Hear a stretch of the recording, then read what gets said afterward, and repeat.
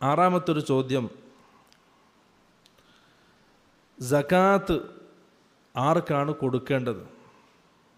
ഒരാൾ ജോലി ചെയ്യുന്നു, ആ ജോലി സ്ഥലത്ത് ഒരു കൂട്ടുകാരനുണ്ട്, ഒന്നിച്ച് ജോലി ചെയ്യുന്ന ഒരാളുണ്ട്. അദ്ദേഹം വീട് എടുത്തുകൊണ്ടിരിക്കുകയാണ്. ആ വീടെടുക്കുന്നതിൽ അദ്ദേഹത്തെ എനിക്ക് എൻ്റെ സകാത്തിൻ്റെ സമ്പത്ത് നൽകി സഹായിക്കാൻ പറ്റുമോ എന്നുള്ളതാണ് ചോദ്യം. അതേപോലെ തന്നെ വേറൊരു സുഹൃത്തിൻ്റെ മകള് കല്യാണം കഴിപ്പിക്കാനായിട്ടുണ്ട്. ആ കല്യാണത്തിന് വേണ്ടിയിട്ടും എനിക്ക് എൻ്റെ സകാത്തിൻ്റെ സമ്പത്ത് കൊടുക്കാൻ പറ്റുമോ എന്നുള്ളതാണ്. ഇവിടെ നമ്മൾ മനസ്സിലാക്കേണ്ടത്, അല്ലാഹു സുബ്ഹാനഹു വ തആല സകാത്തിൻ്റെ അവകാശികളെ ഖുർആനിൽ പറഞ്ഞിട്ടുണ്ട്. 8 വിഭാഗത്തെയാണ് അല്ലാഹു സുബ്ഹാനഹു വ തആല എണ്ണിയത്. ഇന്നമസ്സദഖാതു ലിൽ ഫുഖറാഇ വൽ മസാകിൻ വൽ ആമിനീന അലൈഹ വൽ മുഅല്ലഫതി ഖുലൂബുഹും വൽ ഗാരിമീന വഫീ സബീലില്ലാഹി വബിനിസ് സബീൽ. ഈ 8 വിഭാഗത്തെയാണ് അല്ലാഹു സുബ്ഹാനഹു വ തആല എണ്ണിയത്.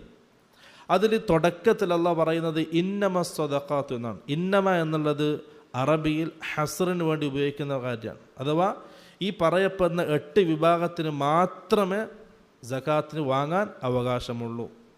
ഇവരല്ലാത്തൊരു 9ാമത്തെ വിഭാഗത്തിന് സകാത്തിൻ്റെ സമ്പത്ത് വാങ്ങാൻ അവകാശമില്ല എന്ന് ആ ആയത്തിൽ നിന്നും മനസ്സിലാകുന്നുണ്ട്. ഇന്നമ എന്ന വാക്കിലൂടെ മനസ്സിലാകുന്നുണ്ട്.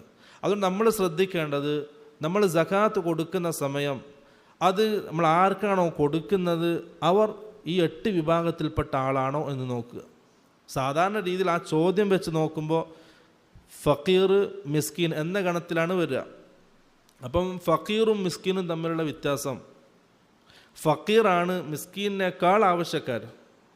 ഫക്കീർ എന്നുള്ളത് അവന് ചിലവ് ആകുന്ന, ഒരു ദിവസം ചിലവാകുന്ന സമ്പത്തുണ്ടാവും.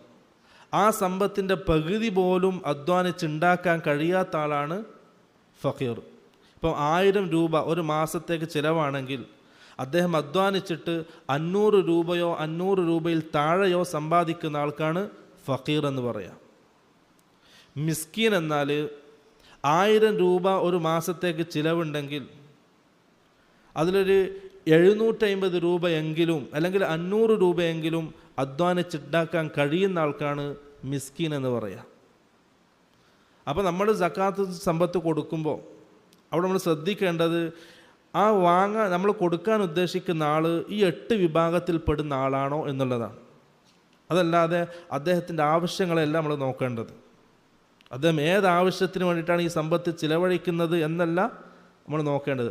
ആർക്കാണ് കൊടുക്കുന്നത്, ആ കൊടുക്കപ്പെടുന്ന ആൾ അതിൻ്റെ അവകാശിയാണോ എന്നുള്ളതാണ് ശ്രദ്ധിക്കേണ്ടത്. അതേപോലെ തന്നെ സക്കാത്ത് കൊടുക്കുന്ന സമയം ഇത് സക്കാത്തിൻ്റെ സമ്പത്താണ് പ്രത്യേകം അറിയിക്കേണ്ട ആവശ്യം ഇല്ല.